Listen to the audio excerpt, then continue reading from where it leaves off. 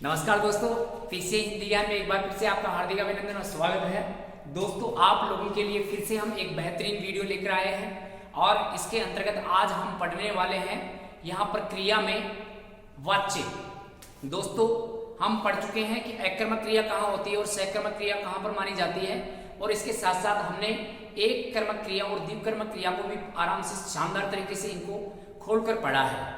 फिर मित्रों, इसी टॉपिक को आगे बढ़ाते हुए हम चलते हैं। यहाँ पर भी हम आज भी ये मानो कि एककर्मक और सहकर्मक ही पढ़ने वाले हैं। यहाँ पर केवल नाम है, वहाँ टॉपिक का वाच्य, और उन वाच्य के माध्यम से हम एककर्मक और सहकर्मक क्रियाओं को ही पढ़ने वाले हैं, जो आप लोगों को कहीं न कहीं बहुत ही बेहतरीन रास्ता दिखाने वाले हैं। तो दोस्तों, चलते हैं आज के टॉपिक पर बिना किसी देरी के, और हम सीधे चलते हैं। मित्रों, आप सभी को नववर्ष की हार्दिक शुभकामनाएं। आप लोगों के लिए ये नया वर्ष कुछ अच्छा लेकर आए। हमें केवल यही निर्धारण करना है कि पिछले साल में हमने जो कमियां की हैं वो इस वर्ष नहीं करेंगे, और इस वर्ष में हमें सफलता पाने के लिए कुछ बेहतर करना है, कुछ अलग से हटकर करना है, और वही हम करने वाले हैं। अगर मित्रों आप अपनी कमियों को दूर करते जाएंगे और उन कमियों को आप अपनी नोटबुक में उतारेंगे कि हमारे जीवन में असफलता के कारण ये रहे हैं, अगर उन पर आप मनन करेंगे तो आपको जरूर सफलता मिलने वाली है। मित्रों, असफलता एक चुनौती है, स्वीकार करो। क्या कमी रह गई देखो और सुधार करो। कुछ किए बिना ही जय जयकार नहीं होती, और मेहनत करने वाले की कभी हार नहीं होती। तो वहां पर मेहनत कीजिए, लेकिन कमियों को भी नोट कीजिए कि हमारी असफलता का कारण क्या है। मित्रों, पाश्चात्य एक विद्वान था, वो कहा करता था कि असफलता का सबसे बड़ा कारण होता है हर किसी को खुश रखने की कोशिश करना। तो हमें ऐसा नहीं करना है कि हर किसी को खुश रखना है, हमें केवल अपने लिए कार्य करना है, और अपने आप को आप एक वर्ष दे दो। 2024 आपको खुशियों की सौगात देने वाला है। मित्रों, कुछ समय के लिए आप कांटों पर चल लो, फिर पूरे जीवन भर आप फूलों पर सोने वाले हैं। ये सीधी सी बात है कि कुछ समय हम कठिन रास्तों पर चलेंगे तो आजीवन हम सरल रास्ते हमें मिलने वाले हैं, और वो हम जब तपस्या करेंगे, ठानेंगे, मेहनत करेंगे, तब ये होने वाला है। तो दोस्तों, चलते हैं बिना देरी किए हुए। क्रिया चल रही है, और क्रिया का जो प्रयोग होता है, इस प्रयोग के आधार पर यहाँ पर वाक्य में जो क्रिया का प्रयोग होता है, उसी आधार पर वाक्य को ही मित्रों क्या कहा जाता है? वाच्य कहा जाता है। सीधी सी बात यह है कि वाक्य को वाच्य कहते हैं, वहां पर क्रिया के प्रयोग के आधार पर वाक्य को वाच्य कहा जाता है। वाच्य तीन प्रकार के होते हैं: कृत्रिवाच्य, कर्मवाच्य और भाववाच्य। मित्रों, एक बार हम बिल्कुल शॉर्ट तरीके से समझने का प्रयास करते हैं। बात यहाँ क्रिया की हो रही है। बात किसकी हो रही है दोस्तों? क्रिया की। अगर यह क्रिया कृत्रि का मतलब अर्थ होता है कर्ता। कृत्रि का अर्थ क्या होता है दोस्तों? कर्ता होता है। अगर वाक्य में क्रिया कर्ता के अनुसार आए तो कृत्रिवाच्य हो जाएगा, और अगर वाक्य में क्रिया कर्म के अनुसार आए तो क्रमवाच्य हो जाएगा, और वाक्य में क्रिया अगर भावों के अनुसार प्रयुक्त होती है तो भाववाच्य माना जाता है। मित्रों, कृत्रिवाच्य सदैव एककर्मक भी हो सकते हैं और सहकर्मक भी हो सकते हैं, जबकि कर्मवाच्य केवल सहकर्मक होते हैं और भाववाच्य केवल एककर्मक होते हैं। तो इसका मतलब ये हुआ कि वही टॉपिक हमें विस्तार दे रहा है कि कहां पर एककर्मक और सहकर्मक क्रियाएं जो वाच्य के माध्यम से भी पूछी जा सकती हैं। तो मित्रों, यहां पर चलते हैं आगे, और आगे बढ़कर हम देखते हैं कि कैसे कैसे प्रश्न पूछे जा सकते हैं। यहाँ पर मित्रों पहले नंबर पर लिखा हुआ है कृत्रिवाच्य, और अभी आपको बताया कृत्रि का अर्थ होता है दोस्तों कर्ता। कृत्रि का अर्थ क्या होता है? कर्ता। और बात हो रही है क्रिया की। तो यहाँ पर देखते हैं कि कर्ता क्रिया को किस प्रकार से प्रभावित करता है, और उसी आधार पर यहाँ पर कृत्रिवाच्य कहलाएगा। जिन वाक्यों में क्रिया कृत्रि का मतलब होता है कर्ता। कृत्रि का मतलब क्या होता है दोस्तों? कर्ता। जिन वाक्यों में क्रिया कर्ता के अनुसार प्रयुक्त होती है उन्हें कृत्रिवाच्य कहा जाता है। उन्हें क्या कहा जाता है दोस्तों? कृत्रिवाच्य। मतलब यह है कि अगर कर्ता का लिंग वचन हम बदल देंगे तो क्रिया का भी लिंग वचन बदल जाए, तो वहां पर ये कृत्रिवाच्य हो जाएगा। सीधी सी बात है कि कर्ता का प्रारूप हमने बदला, मतलब कर्ता का लिंग वचन बदल दिया है, तो उसी आधार पर क्रिया का भी लिंग वचन बदल गया है। तो कर्ता के अनुसार क्रिया आ रही है, कर्ता के अनुसार क्रिया भी बदलेगी, तो कृत्रिवाच्य रहने वाला है। अब देखते हैं मित्रों, ये लिखा है अर्थात यहाँ पर कर्ता का लिंग वचन बदलने पर क्रिया का भी लिंग वचन बदल जाता है तो उन्हें मित्रों क्या कहते हैं, कृतवाच्य कहते हैं या उन्हें कृतवाच्य माना जाता है। फिर और हमने यहाँ पर समझाने के लिए आप लोगों को ब्रैकेट में यहाँ लिखकर समझाने के लिए लिखा हुआ है, कर्ता का प्रारूप बदलने पर क्रिया का भी क्या बदल जाए दोस्तों, प्रारूप बदल जाए। वहां पर क्रिया का प्रारूप भी बदल जाता है तो वो वाच्य कृतवाच्य कहलाते हैं। उदाहरण देखिए दोस्तों, कैसे कृतवाच्य कहला सकते हैं। अब एक बात और आपको ध्यान रखनी है कि कृतवाच्य यहाँ पर ये एकर्मक भी हो सकते हैं और सकर्मक भी हो सकते हैं। शर्त क्या है, शर्त यही है कि कर्ता के अनुसार क्रिया बदलनी चाहिए, तो वहां पर वो वाक्य सकर्मक भी हो सकता है और एकर्मक भी हो सकता है। समझने के लिए ध्यान देना, यहाँ पर लिखा है कर्ता इसमें सीता है और सीता दोस्तों स्त्रीलिंग है। सीता खाना खा रही है, सीता खाना खा रही है, तो सीधी सी बात है सीता स्त्रीलिंग शब्द आया है तो क्रिया भी बदलेगी, स्त्रीलिंग के रूप में ही प्रयुक्त होगी। तो आपके सामने लिखा है सीता खाना खा रही है, क्रिया भी स्त्रीलिंग आ गई। लेकिन यहाँ पर सीता के स्थान पर हम पुल्लिंग शब्द लिखेंगे और पुल्लिंग होता है दोस्तों राम। पुल्लिंग क्या हो गया, राम। तो देखिए दोस्तों कैसे क्रिया का प्रारूप बदल रहा है कर्ता के अनुसार, राम खाना खा रहा है, तो सीधी सी बात है राम यहाँ पुल्लिंग है तो क्रिया भी क्या हो गई है दोस्तों, पुल्लिंग हो गई है। तो ऐसे ही ये वाच्य कृतवाच्य माने जाते हैं। अब यहाँ पर वचन बदल कर देख लेते हैं, बहुवचन में करते हैं। देखो कर्ता को, बच्चे खाना खा रहे हैं, तो दोस्तों यहाँ पर देखिए क्रिया के प्रारूप तीनों जगह बदले हैं। मतलब यह है कि क्रिया के प्रारूप कर्ता के प्रारूप के अनुसार आए हैं, इसी वजह से यह कृतवाच्य रहने वाला है और ये हम पीछे पढ़ चुके हैं। यहाँ पर देखिए दोस्तों क्या खा रही है, खाना। क्या खा रहा है, खाना। क्या खा रहे हैं, खाना। तो यहाँ पर खाना कर्म है, खाना क्या है दोस्तों, कर्म। अर्थात यहाँ पर ये वाक्य सकर्मक क्रिया वाक्य रहने वाले हैं। वाक्य भी हो गए और वाच्य भी हो गए हैं। कैसे वाक्य हैं, सकर्मक वाक्य हैं। क्या एकर्मक वाक्य भी ऐसे हो सकते हैं। देखिए बच्चा हंस रहा है, बच्चा हंस रहा है, क्या हंस रहा है, कोई उत्तर नहीं है। क्या हंस रहा है, कोई उत्तर नहीं है। और ऐसे अगर मान लो कर्म के रूप में कोई उत्तर नहीं मिले तो वाक्य एकर्मक माना जाता है। बच्चा हंस रहा है, अब बच्चा के स्थान पर लिखिए बच्ची।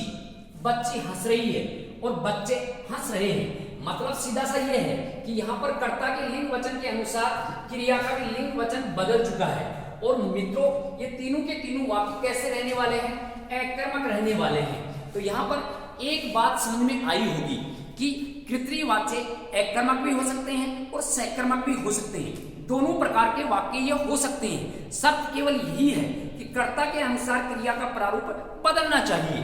तो मित्रों ये हुए हमने कृतवाच्य। फिर चलते हैं आगे।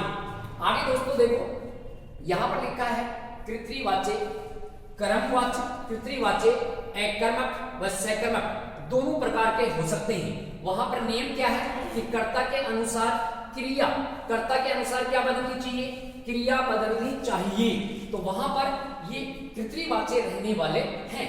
अब मित्रों और देख लेते हैं एकर्मक और सकर्मक। पक्षी आकाश में उड़ रहे हैं, तो यहाँ पर क्या उड़ रहे हैं, पक्षी। लेकिन पक्षी कर्म नहीं है, पक्षी यहाँ पर कर्ता है। पक्षी क्या है दोस्तों, कर्ता। तो यहाँ पर क्या करने से ये कर्म के रूप में उत्तर मिलना चाहिए, नहीं मिला है तो ये एकर्मक वाक्य रहने वाला है। फिर वायुयान पुल्लिंग शब्द है, वायुयान आकाश में उड़ रहा है, चिड़िया आकाश में उड़ रही है। इसका मतलब ये हुआ कि यहाँ पर कर्ता हमने बदले तो क्रिया के प्रारूप भी बदले हैं। और देखा जाए तो ये सभी वाक्य कैसे हैं मित्रों, एकर्मक रहने वाले हैं। तो यहाँ पर ये वाक्य एकर्मक भी हो सकते हैं और सकर्मक भी हो सकते हैं। फिर देखते हैं दोस्तों सकर्मक के एक उदाहरण और देख लेते हैं। सीता पुस्तक पढ़ रही है, राम पुस्तक पढ़ रहा है, बच्चे पुस्तक पढ़ रहे हैं। मतलब यह है कि हमने यहाँ पर कर्ता का लिंग वचन बदला तो क्रिया का लिंग वचन भी बदल चुका है। और दोस्तों ये सभी वाक्य एकर्मक है कि सकर्मक। क्या पढ़ रही है, पुस्तक। क्या पढ़ रहा है, पुस्तक। क्या पढ़ रहे हैं, पुस्तक। तो यहाँ पर देखो तीनों जो है क्या लगाने से, क्रिया से पहले क्या लगाने से उत्तर क्या मिल रहा है दोस्तों, पुस्तक। कर्म के रूप में उत्तर मिल रहा है। तो ये दोस्तों सकर्मक रहने वाला है। तो मित्रों सीधी सी बात यह है कि कृतवाच्य एकर्मक और सकर्मक दोनों हो सकते हैं। नियम केवल कर्ता के अनुसार क्रिया आनी चाहिए। अब चलते हैं मित्रों दूसरे नंबर पर, कर्मवाच्य लिखा है। सीधी सी बात है, कर्मवाच्य है तो यहाँ पर क्रिया की हम बात कर रहे हैं, कर्म की बात कर रहे हैं और क्रिया की बात कर रहे हैं। तो यहाँ पर कर्म के अनुसार क्या बदलेगी? क्रिया। जैसे कर्म लिखेंगे वैसी ही क्रिया आएगी। मतलब सीधा सा यह है कि अगर मान लो वाक्य में कर्ता में, वाक्य में कहीं पर अगर कर्म पुल्लिंग है, कर्म पुल्लिंग है, क्या पुल्लिंग है दोस्तों? कर्म पुल्लिंग है, तो उसकी क्रिया भी पुल्लिंग आएगी। और अगर कर्म को बदल देंगे स्त्रीलिंग में तो उसकी क्रिया भी स्त्रीलिंग में परिवर्तित हो जाएगी, तो कर्मवाच्य है। और ऐसा नहीं होता है तो वहां पर कर्मवाच्य नहीं होगा। सीधी सी बात यह है कि कर्मवाच्य में कर्ता की कोई भूमिका नहीं होती है। कर्ता को हम हटा भी सकते हैं, तो यहां पर कर्ता कोई रोल नहीं रखता। रोल क्या रखता है? कर्म, क्योंकि बात कर्म की कर रहे हैं। क्रिया कर्म के अनुसार आती है या कर्म के अनुसार प्रयुक्त तो होती है, कर्ता के अनुसार नहीं। किसके अनुसार नहीं दोस्तों? कर्ता के अनुसार। जबकि पिछले वाक्यों में हमने कर्ता के अनुसार वहां पर क्रिया को पढ़ा है, अर्थात यहां पर कर्म का लिंग वचन बदलने पर क्रिया का प्रारूप बदल जाता है, क्रिया का प्रारूप बदल जाता है। और ऐसे प्रारूप बदल जाए तो कर्मवाच्य होंगे। सभी कर्मवाच्य किस प्रकार के होते हैं दोस्तों? सकर्मक होते हैं। पीछे हमने पढ़ा कि कर्तृवाच्य एकर्मक भी हो सकते हैं और सकर्मक भी हो सकते हैं, लेकिन कर्मवाच्य में ऐसी गुंजाइश नहीं है। यहां पर कर्मवाच्य केवल और केवल सकर्मक रहने वाले हैं। अब पहचान करें कि कहां कर्मवाच्य होगा, तो देखिए आगे इस प्रकार के वाक्य किसके द्वारा शब्द से जुड़े हुए होते हैं। एक तो ये आपको ध्यान रखना है, कैसे शब्दों से जुड़े हुए होते हैं? के द्वारा शब्द से जुड़े हुए होते हैं। अधिकतर होते हैं, सभी नहीं, अधिकतर 99% के द्वारा से जुड़े हुए होते हैं। अब देखते हैं दोस्तों कि के द्वारा से जुड़े हुए कौन कौन से वाक्य हैं। राम के द्वारा, देखो के द्वारा आ गया, सीता के द्वारा, बच्चों के द्वारा। तो सीधी सी बात हमने पहचान ली कि के द्वारा आ गया, और जहां के द्वारा आ जाए तो वह वाक्य कैसे होंगे? सकर्मक होंगे। एक बात तो ये, और के द्वारा आ जाए तो वहां पर कैसा वाक्य होगा दोस्तों? कर्मवाच्य होगा। कैसा वाच्य रहने वाला है? कर्मवाच्य। अब समझिए, देखिए पीछे हमने कर्ता बदला तो क्रिया भी बदली।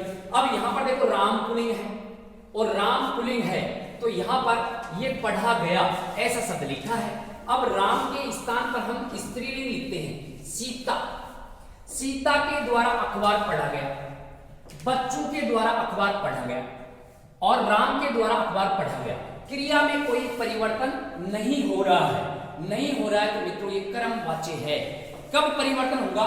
जब इस कर्म को हम बदलेंगे। मतलब अखबार यहाँ पुल्लिंग है और इस पुल्लिंग के स्थान पर हम स्त्रीलिंग लिखेंगे, तब वो क्रिया स्त्रीलिंग बनेगी।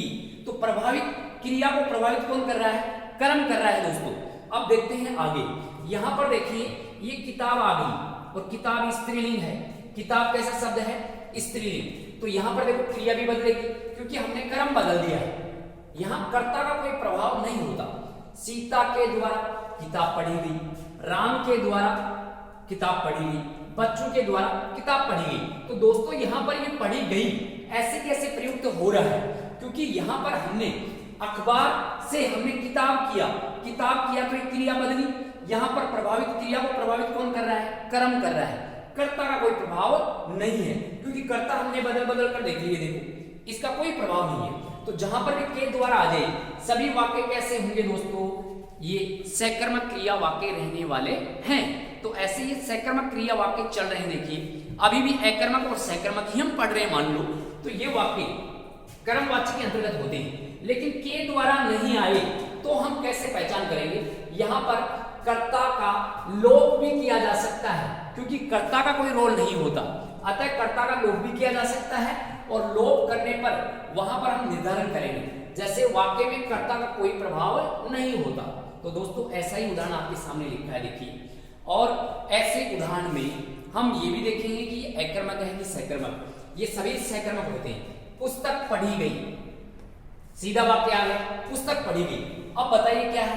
कर्ता तो इसमें है ही नहीं, लेकिन हम जोड़कर देख सकते हैं।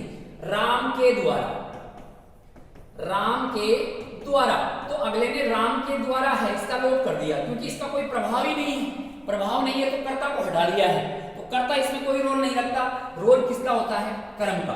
तो यहाँ पर पुस्तक पढ़ी गई, बिल्कुल ये सहकर्मक क्रिया वाक्य है और ये कर्मवाच्य है। घोड़ा खो गया, क्या खो गया दोस्तों, घोड़ा। अब यहाँ पर ऐसे लिखा जा सकता है, राम का घोड़ा खो गया, सीता का घोड़ा खो गया, बच्चों का घोड़ा खो गया। तो दोस्तों यहाँ पर घोड़ा खो गया है लेकिन कर्ता का कर दिया गया है लोप, तो कर्ता कोई प्रभावित नहीं होता। ऐसे ही मित्रों देखो आगे सामने लिखा है, तालाब बनवाया गया, क्या बनवाया गया मित्रों, तालाब। तो तालाब यहाँ कर्म है, किसके द्वारा बनाया गया, किसी ने किसी के द्वारा तो बनाया गया है, कर्ता का लोप कर दिया गया है। ये वाच्य सहकर्मक होंगे और ये कर्म वाच्य के अंतर्गत जाएंगे। देखो वाक्य को जोड़ सकते हैं, सरपंच के द्वारा तालाब बनवाया गया, नगर पालिका अध्यक्ष के द्वारा तालाब बनाया गया, या मान लो विधायक के द्वारा तालाब बनवाया गया। तो ऐसे ये तालाब बनवाया गया, कर्ता का लोप कर दिया क्योंकि कर्ता यहाँ कोई प्रभावित नहीं होता है। तो ऐसे दोस्तों ऐसे वाक्य भी आपके सामने आ सकते हैं और ये सभी वाक्य सहकर्मक रहने वाले हैं, क्योंकि सभी कर्मवाची, सारे के सारे कर्मवाची ये सहकर्मक ही होते हैं। अब मित्रों चलते हैं आगे, और तीसरा इसमें है भाववाची, और जो वाच्य के पड़ाव में ये अंतिम दौर होगा जो हम वाच्य को समाप्त करने वाले हैं। अब यहाँ पर मित्रों जिस प्रकार से कर्मवाच्य में के द्वारा शब्द वाले ज्यादा याद किए हैं, उसी प्रकार भाववाच्य में यहाँ पर कौन सा शब्द आएगा, से और नहीं। देख लो दोस्तों, एक तो से आएगा और एक क्या आएगा दोस्तों, नहीं। अर्थात जिन वाक्यों में से और नहीं आता है वो वाक्य अकर्मक होंगे, क्योंकि सभी भाववाची केवल और केवल कैसे होते हैं, अकर्मक होते हैं। यहां पर उदाहरण देख लेते हैं, उससे, तो से आ गया दोस्तों, उससे हंसा नहीं जाता तो नहीं आ गया, राम से चला नहीं जाता और सीता से चला नहीं जाता। अब देखिए मित्रों यहां पर हमने कर्ता बदल दिया है, फिर भी क्रिया पर कोई प्रभाव नहीं है, लेकिन से नहीं आ गया तो भाव का प्रभाव है। तो ये सभी भाववाच्य रहने वाले हैं और ये सभी भाववाच्य अकर्मक होते हैं, मतलब जिन भाववाच्यों में से के साथ में नहीं आ जाए तो वो वाक्य अकर्मक होते हैं। कैसे होते हैं दोस्तों, अकर्मक होते हैं। और देख लेते हैं इसे, कोई जरूरी नहीं है, जिस प्रकार से पीछे हमने के द्वारा के अलावा भी कुछ वाक्य पढ़े हैं, ठीक उसी प्रकार से और नहीं इसके अलावा भी कुछ वाक्य आ सकते हैं, लेकिन वाक्य में भावों का प्रभाव होता है, भावों वाली क्रियाएं होती हैं, मतलब क्रियाएं भावों को प्रभावित करती हैं, तो भाववाची माना जाता है। जैसे किसी ने कहा हमें मेहनत करनी चाहिए, हमें मेहनत करनी चाहिए, तो ऐसे ये भाव है, मेहनत करनी चाहिए। हमें चलना चाहिए, हमें चलना चाहिए। देखिए हमें मेहनत करनी चाहिए, सीता मेहनत करनी चाहिए, राम मेहनत करनी चाहिए, तो कहीं पर एक क्रिया बदल नहीं रही है, फिर भी हम बात करें तो ये भाव आ गया है। और भाववाची सभी किसमें आते हैं दोस्तों, अकर्मक के अंतर्गत आते हैं। हमें सोचना चाहिए, हमें सोचना चाहिए, कोई जरूरी नहीं कि 100% से और नहीं आए, इनके अलावा ऐसे वाक्य भी आ सकते हैं जो भावों को प्रकट कर रहे हैं, और ऐसे वाक्य सभी दोस्तों अकर्मक रहने वाले हैं। ये भी पढ़ रहे हैं साथ साथ कि ऐसे वाक्य अकर्मक होते हैं, हमें सोचना चाहिए। अब लास्ट का वाक्य है और लास्ट वाक्य में देखिए, अच्छा तो अब चलना चाहिए। दोस्तों वक्त हो चुका है, अच्छा तो अब चलना चाहिए, ऐसा वाक्य हमने बोला तो ये भाव प्रकट हुए हैं और भावों के आधार पर यहाँ पर ये वाक्य प्रयुक्त हुआ है। तो मित्रों यहाँ पर ये भाववाच्य होता है। वाच्य तीन प्रकार के होते हैं, कृत्रिवाच्य, क्रमवाच्य और भाववाच्य। एक बार मित्रों यहाँ पर इन वाच्यों को विस्तार से देखिए, फिर आपकी जो बुकलेट है उसमें आप मेल कीजिए कि कहीं पर ये मेल खा रहे हैं क्या, समझ में आ रहा है क्या। बुकलेट में ज्यादा समझ में आ रहा है कि यहाँ आ रहा है, आप निर्धारण कर सकते हैं। ऐसे आप इनको खोलकर पढ़ सकते हैं दोस्तों, और ऐसे अपने टॉपिक को हम क्लियर कर सकते हैं। ठीक है मित्रों, नववर्ष की एक बार फिर से आपको हार्दिक शुभकामनाएं, सभी का हार्दिक अभिनंदन कि आप लोगों के लिए नववर्ष एक बहुत ही खुशियों की सौगात लेकर आए। ऐसी हम कामनाएं करते हैं, ऐसी हम आपको शुभकामनाएं देते हैं। ठीक है मित्रों, जय हिंद जय भारत।